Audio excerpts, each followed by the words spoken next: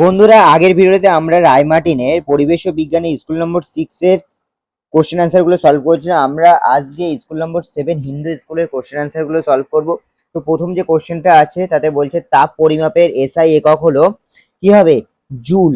Fahrenheit স্কেলে জলের হিমাঙ্ক হবে 32 ডিগ্রি ফারেনহাইট। বস্তু কর্তৃক গৃহীত তাপ যে বিষয়ের উপর নির্ভর করে না তা হলো বস্তুর আকৃতি। তাপ পরিমাপের যন্ত্র হলো থার্মোমিটার। 5 থেকে বেরিয়াম অ্যাজাইডের সংকেত হলো এ। সিসার চিহ্ন হলো সি পিবি। 7 দাগের অ্যান্সারটা হবে বি। 17,18 8 দাগের অ্যান্সারটা প্রদত্ত কোনটি মৌলিক অণু? 8 দাগের অ্যান্সারটা হবে ডি। 9 দাগের অ্যান্সারটা হবে প্রদত্ত কোনটি জলীয় দ্রবণীয় ভিটামিন? সেটা হবে 9 দাগে সি। শর্করা জাতীয় খাদ্যের প্রধান উৎস হলো ভাত। পেশি গঠনকারী প্রোটিনটি হলো অ্যাক্টিন। কোলাজেন প্রোটিন থাকে কিসে? অস্থিতে। এবার আমরা 2 দাগের কোশ্চেন অ্যান্সার করে দেখব। বরফ গলনের লিন তাপ কত? 80 ক্যালোরি পার গ্রাম। 80 ক্যালোরি পার গ্রাম। এবার সমতা বিধান করতে বলছে 2 দাগের অ্যান্সারটার। এই যে সমতা বিধান করার পরে এটা 4n3 plus 9o2 6h2o plus 2n2। পরমাণুর অভ্যন্তরে নিশ্চয়ই কণাটির নাম লেখো। আমাদের 2 দাগে এটা একটু ভুল লিখেছিলাম। বরফ গলনের লিন তাপ হবে এটা আমি এখানে লিখে ফেলেছিলাম। আর উষ্ণতা বৃদ্ধি দ্বিগুণ হলে গৃহীত তাপের কি পরিবর্তন হবে? এটা হবে দ্বিগুণ। পরমাণুর অভ্যন্তরে নিস্তরিত কণাটির নাম লেখো। নিউট্রন। নিউট্রন।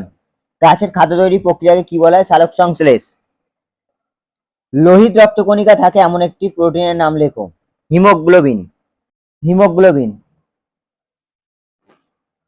36 ডিগ্রি ফারেনহাইট উষ্ণতা বৃদ্ধি হলে সেলসিয়াস স্কেলে উষ্ণতা বৃদ্ধির মান কত হবে তা নির্ণয় করো। এই যে 3-এর 1 দাগের অ্যান্সার। সেলসিয়াস স্কেলে উষ্ণতা বৃদ্ধি করতে 5/9 ফারেনহাইট স্কেলে 5/9 ইন্টু ফারেনহাইট স্কেলে উষ্ণতা বৃদ্ধি 5/9 ইন্টু, দেখো কোশ্চেন দেখো 36 ডিগ্রি ফারেনহাইট বলেছে, তাই 36 দিয়ে গুণ করেছি, উত্তর আসছে 20 ডিগ্রি সেন্টিগ্রেড। এটা হচ্ছে সেলসিয়াস, এটা হচ্ছে অ্যান্সার। 0 ডিগ্রি ফারেনহাইট উষ্ণতায় পার্ট সেলসিয়াস স্কেলে কত হবে তা নির্ণয় করো। 3-এর 1 অথবা আমরা জানি c/5 = f-32/9। এফ এর মান 0 দিয়েছে, 0 ডিগ্রি ফারেনহাইট, তাই এবার অ্যান্সার আসছে সি -160/9। পরের কোশ্চেন, লিন তাপ কাকে বলে? সিজিএস পদ্ধতিতে লিন তাপের একক লেখো। এই যে তোমরা এখান থেকে এই অবধি লিখে নেবে, এটাই হচ্ছে লিন তাপের সংজ্ঞা। এটা তোমাদের পাঠ্য বইয়ে 12 নম্বর পেজে আছে। আর এর একক হচ্ছে ক্যালোরি পার গ্রাম। পরের কোশ্চেন বলছে 6C12 পরমাণুটির গঠন চিত্র আঁকো। এই যে এইটা হচ্ছে তার অ্যান্সার। ঠিক আছে, এইটাই হচ্ছে 6C12 পরমাণুর গঠন চিত্র। পরের কোশ্চেন বলছে নাইট্রেট মূলকের আধান ও যোজ্যতা লেখো। এই যে নাইট্রেট মূলক, আধান হচ্ছে -1 ঋণাত্মক আর যোজ্যতা হচ্ছে +1 বা 1। কিউপ্রাস অক্সাইড ও ফেরিক ক্লোরাইডের সংকেত লেখো। এই যে কিউপ্রাস অক্সাইডের সংকেত Cu2O, ফেরিক ক্লোরাইড FeCl3। এবার বলছে বাম দিক আর ডান দিকের সঙ্গে মেলাও। তো এটা আমরা কি করব? এই যে চকলেট, এটা কিসের সাথে মেলে? এটা হচ্ছে ক্যারামেল, তাহলে আমরা এখানে লিখছি এ। ঠিক আছে, মোমো, এটা হচ্ছে আজিনোমোটো, তাহলে আজিনোমোটোর পাশে লিখছি বি, মানে মোমো। কফি হচ্ছে সাইক্লামেট, তাহলে এখানে লিখছি সি। আর আইসক্রিম হচ্ছে কারাজিনান, তাহলে এখানে লিখছি ডি। ব্যাস হয়ে গেল। এবার পরের কোশ্চেন, রাতকানা স্ক্রাবি রোগ হয় কোন ভিটামিনের অভাব ঘটলে? রাতকানা রোগ হয় ভিটামিন এর অভাবে, স্ক্রাবি রোগ হয় ভিটামিন সি এর অভাবে।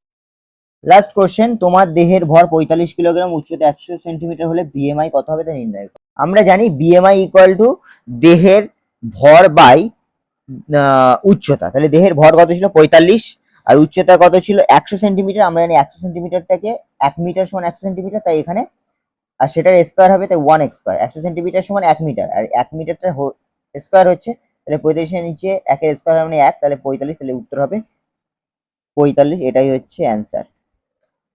বন্ধুরা আজকের ভিডিওটা এই পর্যন্ত। যদি ভিডিওটা ভালো লেগে থাকে তাহলে অবশ্যই লাইক, কমেন্ট, সাবস্ক্রাইব করে দেওয়া, পজিটিভ থিঙ্কিং চ্যানেলের সাথে যুক্ত হয়ে থাকো। পরের ভিডিও দেখা হচ্ছে স্কুল নম্বর 8 হুগলি কলেজিয়েট স্কুলের কোশ্চেন অ্যান্সারগুলো নিয়ে।